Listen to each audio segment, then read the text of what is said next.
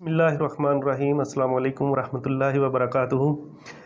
सबसे पहले मैं आप सब दोस्तों का शुक्रिया अदा करना चाहता हूँ जिन्होंने मुझे बहुत ज़्यादा सपोर्ट किया, बहुत ज़्यादा अप्रिशिएट किया। बहुत से लोगों के मुझे फ़ोन आए, मैसेजेस आए और उन्होंने मुझे बहुत ज़्यादा सपोर्ट किया। दूसरा, आज की वीडियो में हम प्रोडक्ट्स के बारे में बात करेंगे कि कौन कौन सी प्रोडक्ट्स, किस किस्म की प्रोडक्ट्स होनी चाहिए जो हम एक्सपोर्ट करेंगे, जो नए बंदे एक्सपोर्ट कर सकते हैं।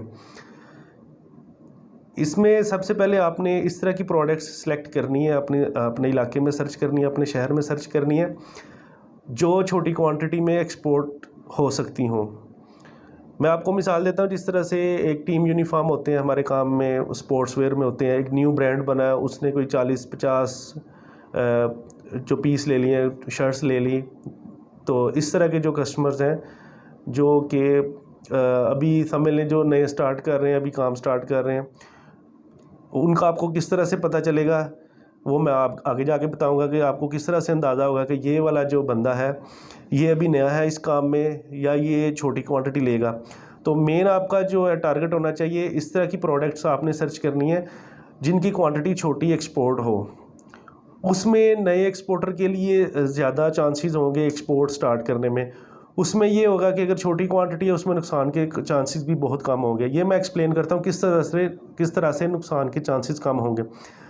उसमें ये होगा, मैं अपने काम से आपको देता हूँ इसकी एक एग्जांपल की। जिस तरह हमारे काम में स्पोर्ट्स वेयर हैं, एक टीम के 20 यूनिफॉर्म है, किसी सप्लायर को चाहिए 3 टीम्स के यूनिफॉर्म, 60 यूनिफॉर्म्स हो गए।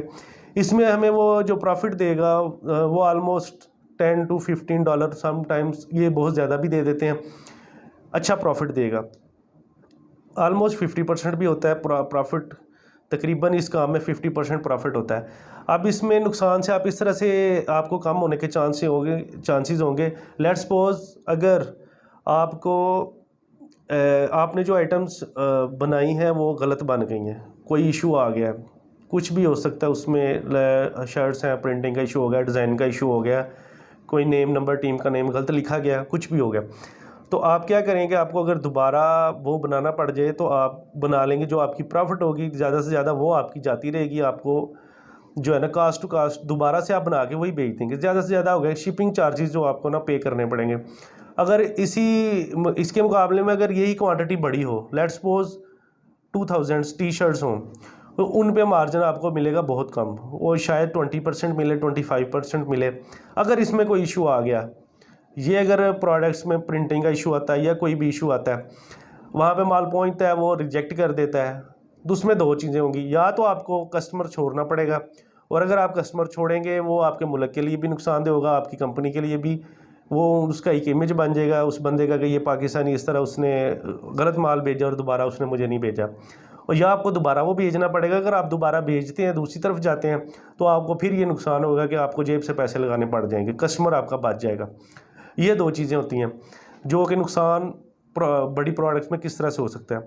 और दूसरा, जब आप अभी नया स्टार्ट कर रहे हैं काम, आपके पास सेटअप नहीं है। जैसे मैंने स्टार्ट जब किया था मेरे पास सेटअप नहीं था, मैंने दोस्तों से काम करवाता था, हमारे दोस्त से अच्छे थे, उन्होंने कर दिया, हमें बना दिया, कोई इतना ज़्यादा प्रॉफिट नहीं लिया। लेकिन अगर आप वैसे ओपन मार्केट में जाएँ तो आपको मैन्युफैक्चरर से बनवाना पड़ेगा, और उसमें आपने उसको भी मार्जिन देना है, उसमें प्रॉफिट उसको भी देना है और अपना भी रखना है।